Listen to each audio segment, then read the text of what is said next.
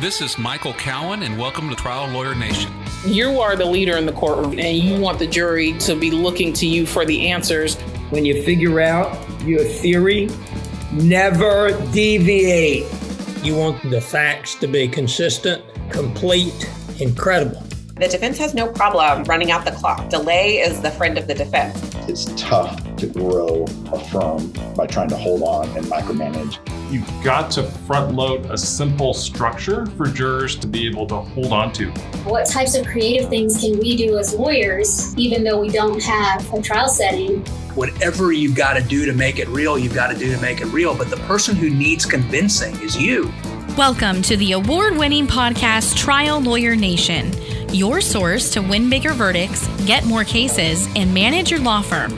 And now, here's your host, noteworthy author, sought-after speaker, and renowned trial lawyer, Michael Cowan. Today on Trial Lawyer Nation, I'm happy to have my friend Stefano Portigliatti. Stefano is a great lawyer out of Jacksonville, Florida, and he recently got a $14.6 million verdict on a really tough trucking case. And he's nice enough to come on and talk to us about how he did it in the hope that the rest of us can get those kind of great verdicts too. So how are you doing today? I'm great. I'm happy to be seeing you. Before we jump into the case, I want to talk a little bit about you. So tell me a little bit about your background. Sure. So I'm Italian, grew up in Brazil. My family was a pretty traditional Latin family with, a very hardworking dad, a mom that was our guardian angel.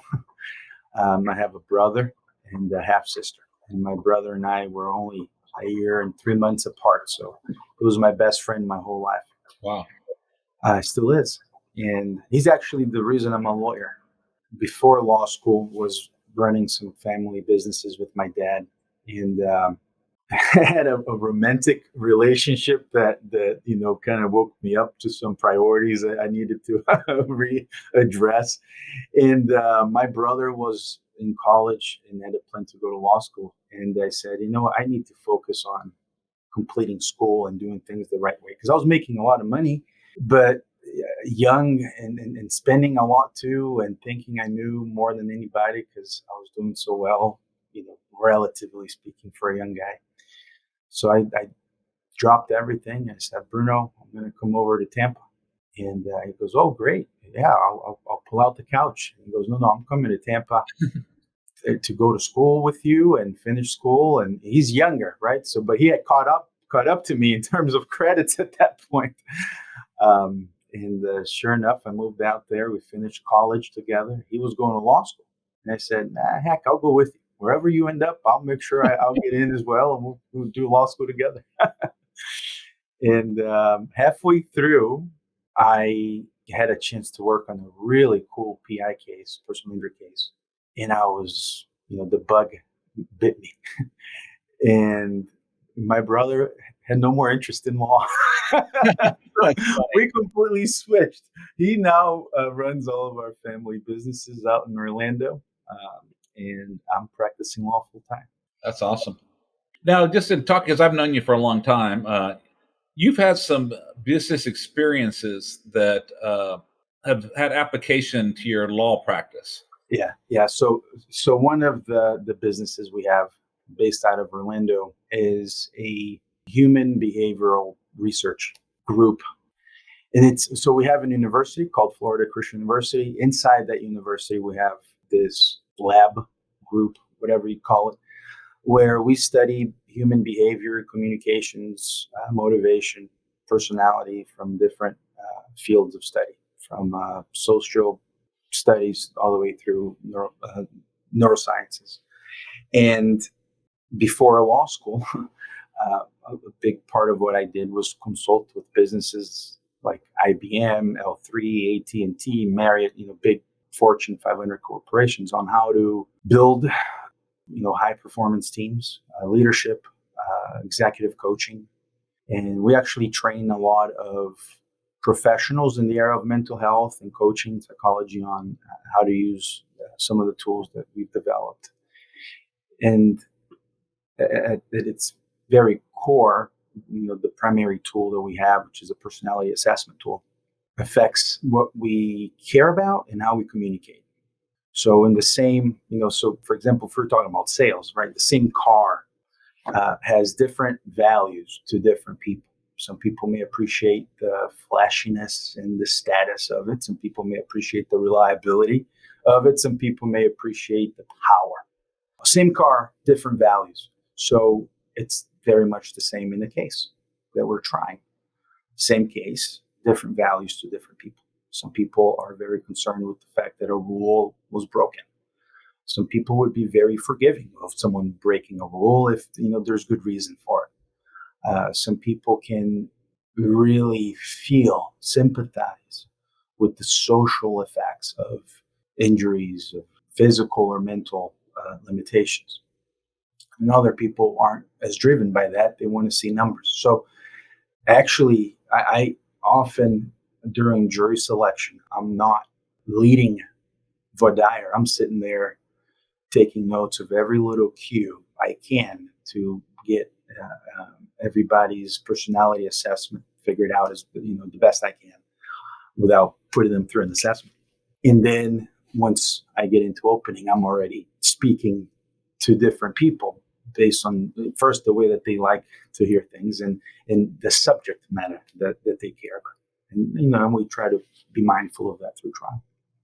So what are some things you do to try to figure out, what motivates different kind of people? And your car example one worked for me because I bought a nice red convertible sports car recently, and people come up like, well, what kind of engine does it have? Does it have a V12? Does it have this? And they ask me all these questions like, I don't know. It's red and it's pretty and the top goes down and it looks I like to drive it around. I don't know the details. I mean, that's a great example. My wife, for example, wanted to make sure we had a third row. And I'm like, for what?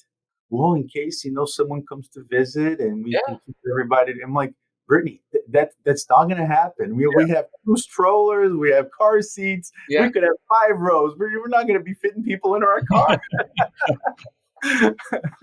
Anyways, so very generally speaking, right? So there are 2 primary behavioral tendencies that separate us into 4 quadrants. The first one is assertiveness. So more assertive people tend to be more extroverted, more outwardly inclined. The way I define it very simply is they have a need to influence the environment according to what they think, feel, and believe. So a very quick example is my dad. My dad is the ultimate assertive person. We could be in my car driving around my town, going to do something I need to do. I'm driving somewhere I'm very familiar with. He's never been to before. But the moment I get into a parking lot, I'm about to turn into a parking spot. He's going to be like, oh, that's not a very good spot. Why don't you park a little bit down there? Right? Some people would know that it's not a good spot and recognize it, but have no need to express the disagreement with my selection of a parking spot. But some people know they have the need to express that and influence the environment around them. On the other hand, you have people that look to the environment for cues as to what they should think, feel, and believe. They're mindful of what are the protocols, what are the rules, what are the expectations. And oftentimes you have people that won't even leave a position or start something unless they know that they're not going to violate, right, the norms in that environment. So that's the first spectrum, right, from taking your cues from the environment and imposing your cues on the environment. And then the other continuum that interacts with this prior one is your responsiveness. What do you respond to? Let's put it simply. Are you more task objective oriented, or are you more people or human oriented? So, for example, you have people that come to a meeting and they've got paper and pen and what they need to get done and they're ready for business. And then you have people that come in and they're prancing around and checking on everybody. And, oh, I forgot a paper or a pen. I didn't realize we had to take notes. It's like, what are you doing? What are you here for? They're here for the interaction, right? So that's a very simplistic way to put it. But if you put those 2 continuums right on top of each other, one going left to right, the other one going top to bottom, you now have 4 quadrants. And not everyone is just one of those quadrants. We're a combination, but I can confidently say about 70% of our behavior comes from 2 of those. So how do you assess during jury selection where people fall in those quadrants? Yeah, so I'm looking for, I'll give you an example from this case. I had this one potential juror. She was number 5. So she was very high up on the list of potential jurors that are going to be sitting on the panel. She sued her sister because of an estate issue. And we typically ask, has anyone been involved in litigation or anything like that? And she said, yeah, I sued my sister. She had no qualms about it. She said, yeah, we always got along and everything was fine. But when it came down to it, I didn't agree with what she was doing. It was more of a principle thing. And we sued her and I won. Everything that I said was right or wanted, the judge agreed. So clearly not someone that's as concerned with the human aspect of a case that they're going to be with what's right or wrong and all consequences. We don't care, as long as we get the right and wrong. Yeah. So, there are cues like that you look for. So even the way that people interact, some people are more assertive and they get up and they grab the mic, and the way that they carry themselves is a little bit more outwardly, and then others are not as outwardly, right? What was the question again?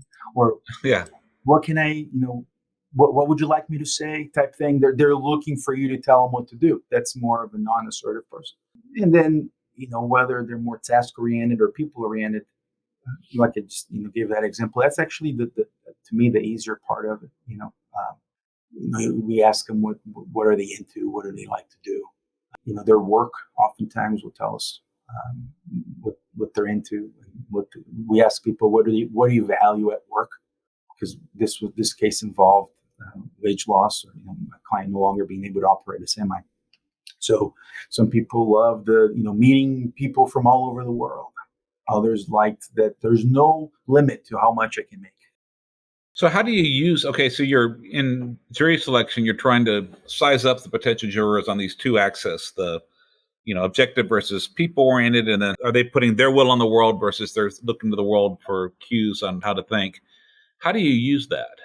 Right. So one of the big lessons we teach in that arena of what I do is communication is not what you say. It's what people understand, number 1. So number 2, you need to communicate in a way that they understand, not that you like to, right? So communication isn't just a matter of means, it's also a matter of substance. If I have a juror that's clearly sort of a people-oriented, assertive, that's typically what we call the extrovert, I'm not going to waste time trying to persuade them of some technical rule violation. So in this case, it had rained. Everyone agreed that your speed should be reduced. Operating a semi on 392.14 hazardous conditions. And it wasn't the main factor that caused the crash. In my opinion, it was inattention. So I wasn't going to push it too hard. But for the people that I had on there that were rule followers, that cared about exactly what the rules were, I was going to give them that tool or that argument to make in the deliberation. But to the individual that is not as much of a rule follower, what I'm going to talk to them about is the fact that my client didn't put out the warning triangles to the rear of a semi all 200 feet. Because can you imagine this guy out there in the middle of 95, raining? He's gone 100 feet, another 120, and now 140. I mean, at some point, you need to be careful. You got to get out of the road, right? And that person is going to be more understanding of my client's decision not to go the whole 200 feet. 160 is enough, and I'm going to get back into the safety of my tractor. So, you also have to know in your case what jives better with each personality style, right? So when we're talking about radiology and whether this was a herniation or a bulge, it wasn't much an issue in this case, but that's someone that I want to present that to the person that's more technical, typically someone that's objective, on the task focused, and non-assertive. Right? They're going to take in. They're going to care about the little details. They're not just focused on the bottom line. Because what happens is they take that, they value that, they can also communicate that better than someone else would. So my plan or strategy is that then in jury deliberations, they come with their strong points and their strong ways to argue and what they care about, armed with what is helpful to me. Did that make sense? It makes perfect sense. And so there's something you told me when you and I were talking to prepare, and it was such a brilliant quote. I want to ask you about it. One of the things, and again, this is your quote. It was brilliant enough that I want to repeat it and ask about it. It's talk to the juror, not the jury. Oh, yeah. Yeah. We could address this at many levels. Mm-hmm. There's, if I'm being very frank with you, I think I've experienced fear of a jury. I know I have experienced fear, but I think of a jury. And what do I mean by that? It's a group of them, and I'm over here by myself. It's a group of them, and they have groupthink, and they have, all these things together that I fear. And so I believe that we oftentimes forget that before they get back to deliberate as a jury, they're individuals that can't even talk about the case. They're single humans, just like my client is, just like I am, with their own experiences, their own everything we talk about in Word Diary. And if we're not mindful of that, we communicate with them in a way that misses that fertile ground of humanity right in front of you in each one of those seats, because we just address them as a whole before they've gotten to know who they're even working with. If you take the personality profiles that I like to assess for each one of them, or just their own life stories, you could know nothing, absolutely zero about personalities. But if you know, for example, that someone was an engineer, or that someone like I had in my case was a truck driver, well, heck, use that, right? Look at him and talk directly to him when you're talking about something that you think that he can convey and bring home when they're in deliberations. We had in this case, my accident reconstructionist has an engineering degree, bachelor's, and then he went and got a master's in traffic engineering. He's written papers on air brakes and you name it. He's published, extremely well qualified. The defense expert reconstructionist was a police officer, did traffic, investigations, never completed college, attended business school, but didn't finish it. And I normally have no problems with that, no qualms with it. But if that's an advantage that I have in the case, I'm going to maximize it. So I highlighted that, right? So this expert relied heavily on his ACTAR certification. So in the direct examination, my expert asked him, now, did you ever get some certifications and other than just being a professional engineer, licensed by however many states? Oh, yeah. And tell me about that. Well, I got this certification. I'm a brake inspector. What about ACTAR? ACTA? Oh, yeah. I've done that one. Yeah. Well, what'd you have to do? Oh, it's like a weekend test. I think I did. And did you keep it up? Yeah. Just doing what I need to do for an engineer, I get more than enough credits, to keep that up. But that I don't even put that on my resume. Wow. So, that's all the defense reconstructionist really relied on in terms of his, objective qualification to be an engineer or to be a reconstructionist at trial. But anyways, I say that to say this. He then gives his opinion. They're very broad. He doesn't go through any of the detailed analysis that my engineer went through, and we made sure he did it live, with a pen and paper in front of the jury. And then in closing, I turned to the youngest juror we had, which is a 21, 22-year-old guy that just moved over here from Colorado, who just graduated from engineering school. And after going through some of those things, I said, you have more, Mr. Police, you have more engineering experience than he does.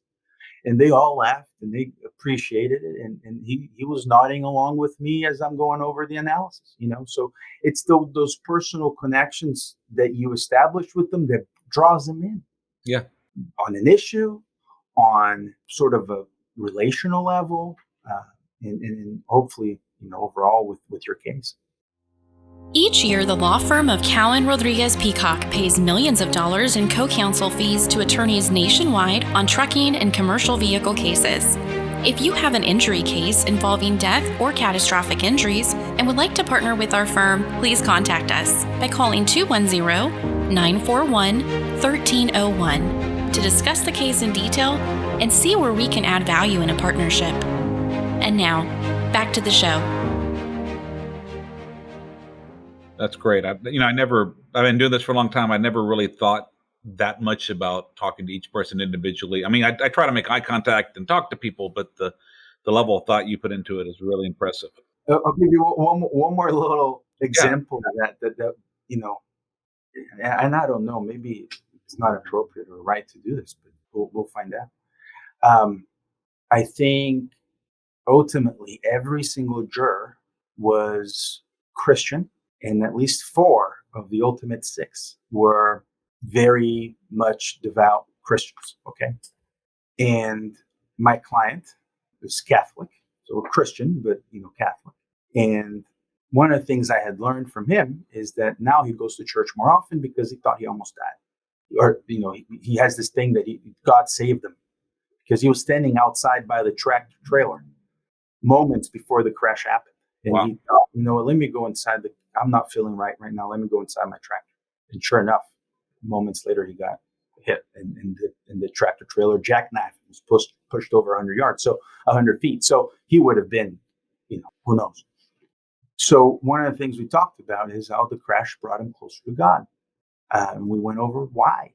And you could see them appreciating that. Another thing we talked about is how we saw God's plan working out in his life.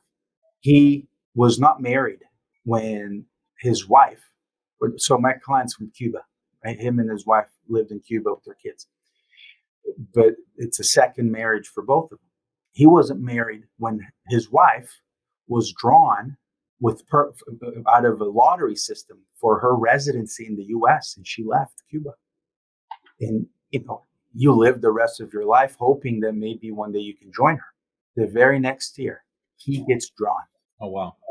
Out of however many thousands or hundreds of thousands of people, he gets drawn. So, we weaved sort of, God's plan and trusting and how, that played out. And so one of the issues we had in the case is that what was wrong with my client's trailer that broke him down and caused him to come to a halt in the middle of 95, not even be able to move it off the road. Yeah, let's give, when you can, give a little details about what happened in the crash. So. Yeah, we're putting the cart ahead of the horse, aren't we? There were some tow truck drivers at the scene. I called all of them. We spoke with all of them. None of them remembered anything because they're doing 3-4 of these a day. And when we got to them, it was later. I came into the case a little bit, later. And they knew nothing. So we're about to close our case, finish our case. I just finished with my client, who was my last witness. And my co-counsel comes over and says, hey, there's a tow truck driver outside. Said he's here to testify for the defense. I'm like, what? They don't know anything. Well, let me go talk to him. So I go outside, and this guy has this whole plan to sink my case. And I'm talking to him, and I'm realizing he's met with the defense a bunch. They've shown him documents. He's got this whole thing. There's nothing wrong with the trailer. I could get air through those brakes, no problem. I would have been paid more money if I had to pin the brakes. And obviously I didn't have to. It's not on the receipt, blah, blah, blah, blah, blah. I'm like, oh my God, what do I do? So I walk back in and I say, Your Honor, we called the tow truck driver that's outside. And the defense loses. They're like, what do you mean? That's our witness. I said, look, my case is still open. There's a witness sitting outside. I get to call my witnesses. Yeah. And I called the tow truck driver in an effort to mitigate what he was about to do. And it worked. It worked. But he still gave, when I'm talking to him, it was one thing. When the defense lawyer got up and started asking him questions, he could tell you where the sun was and the barometric pressure at every inch of elevation on the roadway. And anyways, here's why I'm saying that. We had 8 jurors on sitting, but only 6 get to go back. And the day before this happened, our first juror had a medical emergency, and she could no longer be in the jury. So number 7 now becomes number 6. And who was he? That's Mr. Cummins, a truck driver here in town that wasn't going to sit and deliberate, but got to hear all of that evidence. And as I'm talking to this guy, I'm looking right at Mr. Cummins. And we can talk about it more a little bit later, but he was, I think, extremely helpful because of what we had to disprove with that tow truck driver, I have to say. But in closing, I turned to Mr. Cummins and I said, Mr. Cummins, things work in mysterious ways. And you could almost hear an amen. And I said, but I'm so darn glad you're sitting in this jury because we're going to need your common sense here. And he looked right at me and gave me a big old smile and shook his head like, don't worry, I got you. And, so establishing that rapport with him at the individual level comes from talking to the jury, not the jury. So let's get a little background. Tell me about your case. Yes. So my client, let's talk about liability, I guess, the story there first. He's from Miami. He picks up a container and chassis at the Port of Miami in the morning. He drives up through the state, gets to Jacksonville, experiences an air loss in his trailer, the chassis. That's pretty immediate. And with that, all 8 wheels on the chassis that's loaded lock up. And he's in the travel lane of 95, just as an on-ramp opens up to his right. But because there's vehicles on that on-ramp, he couldn't get off the roadway. Eventually, they come up a little hill, and he gets stuck. He can't move it anymore. So he stopped there for a long time. If you go by some GPS data that's not 100% reliable, it's 22 minutes. If you go by when the first person called 911 as a result of the crash, it's about 25 minutes. My client, after experiencing the brake loss and coming to a halt, gets out, puts out 5 triangles. But he doesn't, do 10 feet, 100 feet, 200 feet like the rules say. He just goes from the truck to the next white line, to the next white line, to the next white line, to the next white line. And that's how we were able to say, 160 feet, because there's 40 feet between the beginning of one and the beginning of the next. So he calls his company, tells them what happened. Meanwhile, it's raining, so he goes back in the cab, and that's when the crash happened. Fortunately, there was this lady, Miss Davenport, that was riding alongside the defendant's semi. And she comes over this little hill, sees my client stopped up ahead, and she's going to proceed because she's in the next lane over. But she notices that the defendant semi isn't slowing down. So she's looking up and she sees that he's looking down in the cab. So she now starts to slow down a little bit. He keeps going, never brakes, never does anything until the last minute. He swerves, but clips the right rear of my client's chassis and container, drags him, jackknifes his vehicle, drags him up some ways, and then leaves him across the roadway before Miss Davenport crashes into the wheels on my client's semi after it's been, jackknifed. So all along, we knew her story, and the defense didn't. So we kind of let it play out. And then after their experts had given opinions and everything, we take her deposition, and she says, he was looking down. And I'm like, man, you're going to run into the, oh my goodness. And she says, and she's a minister on the weekends. And she says, so I started breaking and praying, and praying. And that was one of the lines that came through and we used at trial. But my client, he spoke barely, any English. He was sitting in the sleeper berth at the time of the crash. So he gets launched into the front of the tractor and busts his head open. Big old laceration from his eyebrow up his head, and suffers a pretty significant neck injury. And his ligaments and muscles and everything was strained up. They couldn't even figure out what to do because his neck was so hurt. Now, no herniations or anything like that at the hospital, but they noticed a retrolisthesis, right? When one level is slipped over the next one. They had him there for 3 days, just watching the neck. He had some dizziness right there and then.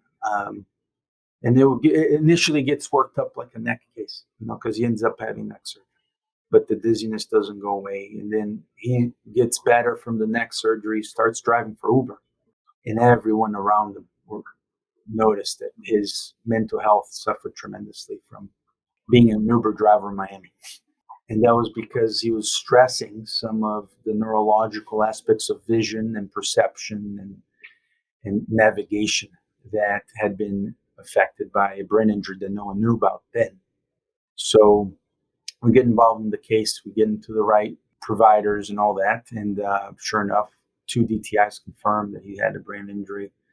And he starts getting all the treatment he needed. And every doctor has been pretty consistent on pretty severe neck injury requiring the neck surgery, and then what we call a mild TBI, that affects his balance and his ability to shift his vision around. So that's in that case, in a nutshell, the case. Obviously, there's the human story behind all of that we can spend a lot of time talking about. Yeah, so you've got some issues that you had to overcome in this case. So let's just start with the liability. I mean, your car was blocking a lane of traffic on the roadway. He should have inspected the vehicle. How much fault did they put on your client? 0. How did you do that? So, first of all, it started a long time ago with consulting experts, understanding exactly. I mean, I had never had a chassis air loss case before. So I called an expert on commercial motor vehicle maintenance and had him explain to me exactly what that looks like, and what that sounds like, and what that feels like, and all that. And then we did 5 sets of focus groups. Wow. On liability alone. And I'll tell you, the very first one put 70% fault on my client. And every time we'd learn something, we have questions we didn't have an answer for, and we go and do the work and find out and talk to the right people, or speak to the experts and develop the analysis necessary to address concerns that they had. And the last one I had done before trial put 20% fault on my client. And but at the end of the day, I could tell that the reason they were putting fault on my client was just because some of the things that happened they just didn't like, right? So, for example, my client never called 911. He never called a tow truck, never called road service. He didn't put the triangles as far back out as he should have. He didn't get the truck off the roadway. And they understood why he didn't at first when there was traffic to his right. But when they heard that he had been stopped for over 20 minutes, they had a hard time believing he couldn't then move it off the road at some point during those 20-some minutes. So, we went and did the homework. I mean, I went and spoke with Seaboard Marine, the owner of the chassis and the container, and we got the exact weight on everything and got the experts to calculate, go back out there, 3D the scene, get the right elevation so that we can explain why once you're now going uphill, you're not going to have, what does that do to the center of gravity? It puts us on the wheels that are locked, and now the truck on wet pavement isn't going to pull. So it really came down. Moving off the truck off the roadway came down to a 1,700-pound deficiency in power. So that's very minimal compared to a 55,000-pound truck. But that's what the evidence was. As minimal as that was, that impossibility was minimal, but it was impossible. Yeah. And at the end of the day, right, even though they had all these questions and concerns, he didn't call the police and he doesn't speak English and this and that and the other. They all understood that those things didn't directly cause the crash. And here's why. Because we were able to get a traffic study from the DOT, the Florida DOT, that showed that just recently, data collected showed that on that same lane that my client was driving, 31 vehicles would travel per minute. Wow. 10% of which are commercial vehicles. So if you do the math at 25 minutes, that's 700 vehicles or 70 semis that came up right behind him and didn't run into him. So in Florida, the jury instructions on negligence or legal cause, right? It says negligence is a legal cause of damages if it directly, continuously, and in natural progression causes, right, the harm at issue. That was our main argument. It was, look, we're not shying away from the fact that Mr. Valle didn't put the triangles out all 200 feet. He'll admit it. In fact, they didn't catch him on the lie to prove that it wasn't. He right off the bat, he just always said, I only put it out up to that fourth line, whatever that is. And we know that that's 160 feet. We're not hiding from it. But the question is, was that the legal cause? If him not putting the triangles out far enough was the legal cause, if him not moving the truck off the roadway was the legal cause, that very next car would have hit him. Or the 5th or 100th. Heck, the 200th would have hit him. That would be a natural, direct, continuous sequence of events. But how did they all miss him? Because that wasn't the problem. What's the legal cause? It wasn't. It no longer was the triangles or not moving it or whatever happened at the Port of Miami at 10 a.m. that morning. It was someone not paying attention. So at that point, we can forget that this was a semi or why it was stopped. It could have been stop traffic. It could have been a brand new vehicle with an electrical problem. It could have been a young college student that ran out of gas. No one else hit them because they were doing what a reasonably prudent driver would have done, paying attention, adjusting speed, adjusting space, and avoiding. The only reason this person couldn't is because they weren't doing the first of them, which is paying attention. And it stuck. It worked. And how did you handle, a traumatic brain injury when it was over a year before there was any diagnosis of a traumatic brain injury? Oh, man. So fortunately, we had severe trauma to the head, right? But my client always said, no, I didn't lose consciousness. Some of the things he said didn't even make sense. Like, for example, he says that when he got out of the truck, the cop was there, but I didn't lose consciousness. Mm-hmm. Okay, but it's all right. I think the helpful fact that was well documented was his issue with imbalance. At the hospital, less than 24 hours after he was admitted, he's complaining of dizziness. And later on, to his neurosurgeon that's doing his neck, he's, the pain in the neck is better, but I'm feeling like I have vertigo now or something. And fortunately, that was close enough in time to the crash that, we could say, look, there was something going on. But how that really would have affected the rest of his life and his activities didn't really sort of reveal itself until he started driving for Uber and taxing, right, his brain in a way that his brain just couldn't. And he tried because he's a family man and a proud guy to work through it. But people were noting that he was having nightmares. He was irritable. He was stressed out. He started getting really depressed. He would drive and his palms would sweat. So it was just a matter of time until all of that boiled up to the point where, hey, let's look a little deeper. Instead of just looking at it with an MRI or a CT, let's do a more specialized MRI. And sure enough, that revealed the issue that they, suspected. And it made sense, right? Again, going back to talking to the juror, not the juries. We had a juror that had vertigo. Oh, wow. Yeah. And, I think the defense did this on purpose. They were very intent of keeping on the jury some jurors that had chronic, degenerative, non-traumatic issues that caused them pain and problems. Like one of them had a cervical fusion. The other one had imbalance. The other one had degenerative disc disease, right out of our clients' medical records, right? And I think the strategy there is, look, here's someone with the same problems you have, winning a whole bunch of money. You're not getting a bunch of money for your problems, so why should he get some? But no one had all the same problems affecting their lives as much as it did my clients, in ways that no one would ever make up.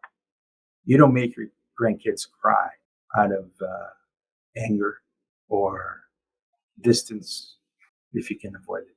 So the human story really added immense credibility to the medical story. Who did you use to tell the human story? We had a lot of before and after. We'll call it before and after witnesses. I'm not sure if everyone calls them that, but late witnesses, human family. So we had his wife. We had his grandchild, his grandson that's 11. We had his daughter.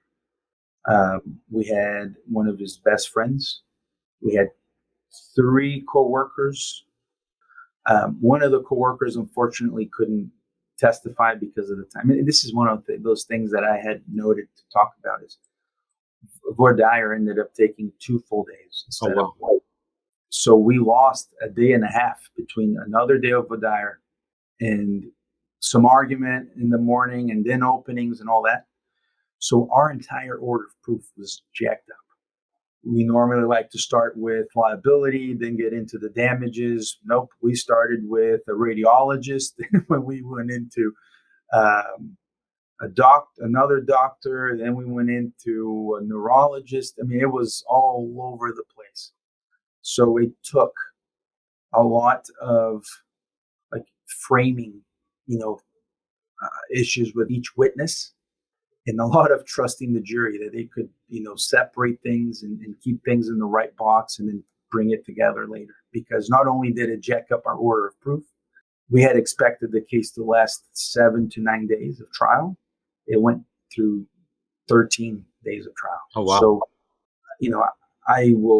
maybe I'm wrong, but I think the defense really did everything they could to delay the trial because obviously the reason I don't know, but I could see how it distances the deliberations from when they heard my evidence. Right. Makes them less and less pleased to be sitting there. And I don't know what other reasons they had, but ultimately, we had a lot of concerns with how things were progressing, the order and the time that it was taking. But, we remained consistent. We had very specific purposes for every witness we called. We didn't harp on all of the same things over and over and over again with every witness. Each one of them had a distinct reason to be there. But yeah, the family was a big deal. And they each had, their own version or their own perspective of the harm. And naturally gave us these just powerful bumper stickers or whatever, powerful phrases that help us put it together. Like, for example, one of the coworkers was the guy he used to work with that he introduced into trucking, who was a team driver with him. And one of the issues my client has now is not a confident driver. So I asked him, was Mr. Vale confident in his ability to drive back when you guys worked together? Absolutely. And I was confident in his hands. I put my life in his hands, sleeping in that sleeper berth every night. Little things that just came out of the sincerity of a witness on the stand that all added up. To see how, for example, I think on cross-examination, they asked my client's daughter, "Oh, if your dad has so much problems with imbalance, he showers by himself, doesn't he?" "Yeah, he does." "And how does he do that?" "Well, he's got a chair in the shower," which I didn't even know about. Okay. Wow. I've been to his house and that must have been folded up. I never saw it. She said, "Well, he's got a chair in the shower." Oof, that hurt, Yep. That's the old saying, don't ask a question if you don't know the answer, if you're on the other side of the witness. So you got, $4.6 million was economic damages, but you got $10 million for what's called human loss. How did you persuade the jurors to allow so much money for the human losses? Yeah, so I've started using more recently what I call my damages pie chart. And It doesn't work in every case, but in a case like this with a lot of medical expenses in the past and in the future, it does work. So in Florida, we have several elements of non-economic damages: pain, suffering, mental anguish, inconvenience, physical limitation, loss of enjoyment of life, permanent scarring. We didn't ask for anything for the scarring. Okay. So what I did is I created this pie chart and I separated into 6 slices. And one of the slices was titled medical. And within that slice of the pie, I put the total amount of past and future medical expenses. And I said, I think we can all understand how $1 of medical bills represents dozens of dollars in effects throughout our lives. The inconvenience of going, the fear of what you're going to hear, the fear of what's coming, the pain that took you there, the suffering through the procedures or whatever the solution is, the dealing with medical bills and facilities and scheduling and missing out on work and family and time. I mean, I don't have to go through all the details for us to understand that every little bit of medical represents a whole bunch of effects in our lives. But let's talk about Mr. Valley specifically. And I went and I filled in each slice with examples from the case. Right. So, for example, in the physical impairment, I put sexual dysfunction, I put imbalance. I put double vision. In the loss of quality of life, I put the travels, the this and that and the other. Right. And filled that whole pie. And during the deliberations, 3.5 hours into the deliberations, we hadn't heard anything yet. And the jury rings the bell. And, your heart sinks and everyone gets a little giddy. And the defense had actually just made us an offer, some high-low that was ridiculous. And we said, well, let me hear what this is about, and I'll get back to you, because it turned out it was a question. And the question was, can we have Mr. Portigliatti's pie chart? Oh, wow. Question Good. 7. A good sign. We turned to the adjuster. We said, no, thanks. Yeah, so that worked, obviously. They liked that concept.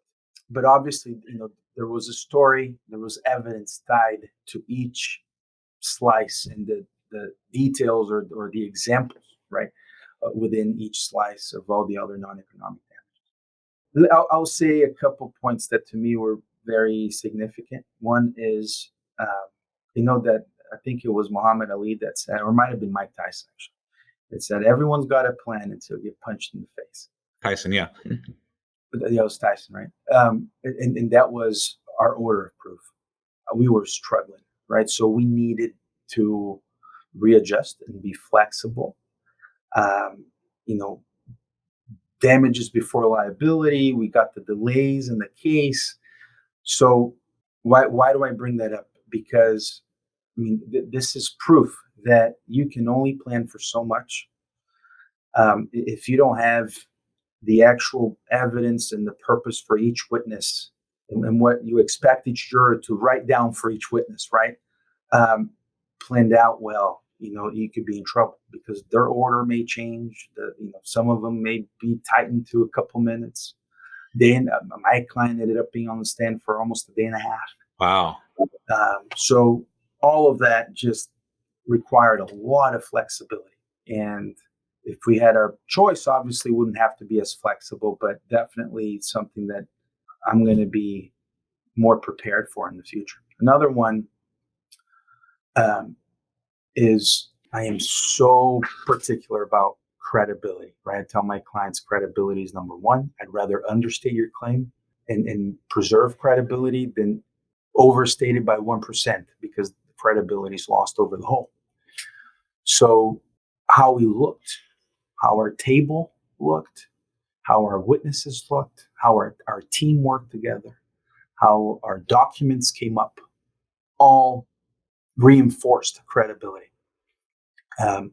For example, my opening statement was very understated. I tend to err on the side of argument. But I knew who my opposing counsel was. I knew that he was going to come out swinging, just, trashing us from the get. So I took the completely opposite approach of understating our claim and being very mild, very factual, no judgment. This is what the evidence will show. This is how things happen. This is what was experienced by him. This is what the defense, addressing the defense is very superficially, not getting into it, not trying to hit everything, just concise. Until closing came, and then closing was a different story. Yeah. But so I emphasize that concern for credibility. It's not just not lying.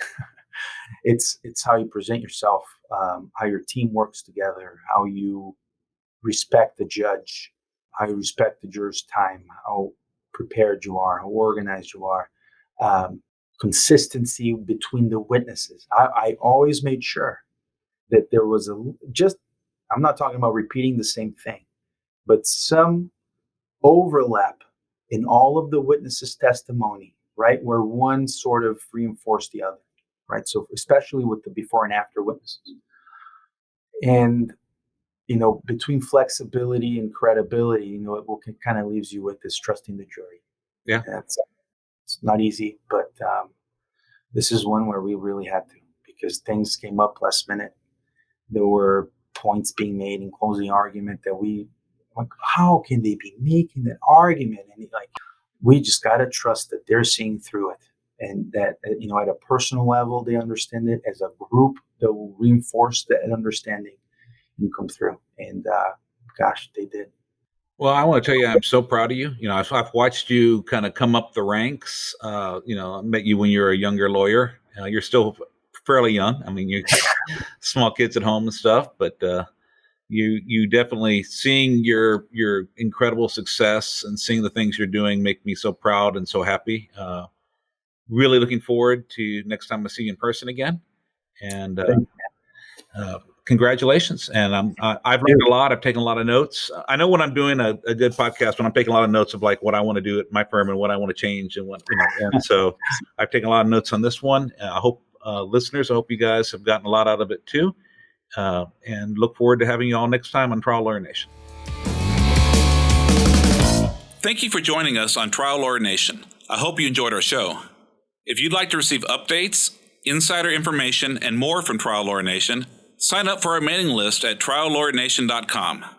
You can also visit our episodes page on the website for show notes and direct links to any resources in this or any past episode. To help more attorneys find our podcast, please like, share, and subscribe to our podcast on any of our social media outlets. If you'd like access to exclusive, plaintiff lawyer-only content and live monthly discussions with me, send a request to join the Trial Lawyer Nation Insider Circle Facebook group. Thanks again for tuning in. I look forward to having you with us next time on Trial Lawyer Nation. Each year, the law firm of Cowan Rodriguez Peacock pays millions of dollars in co-counsel fees to attorneys nationwide on trucking and commercial vehicle cases.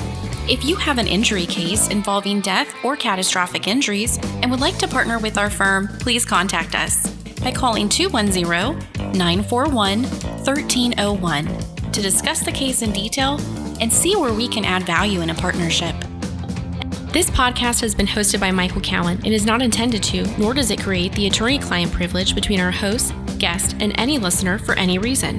Content from the podcast is not to be interpreted as legal advice. All thoughts and opinions expressed herein are only those from which they came.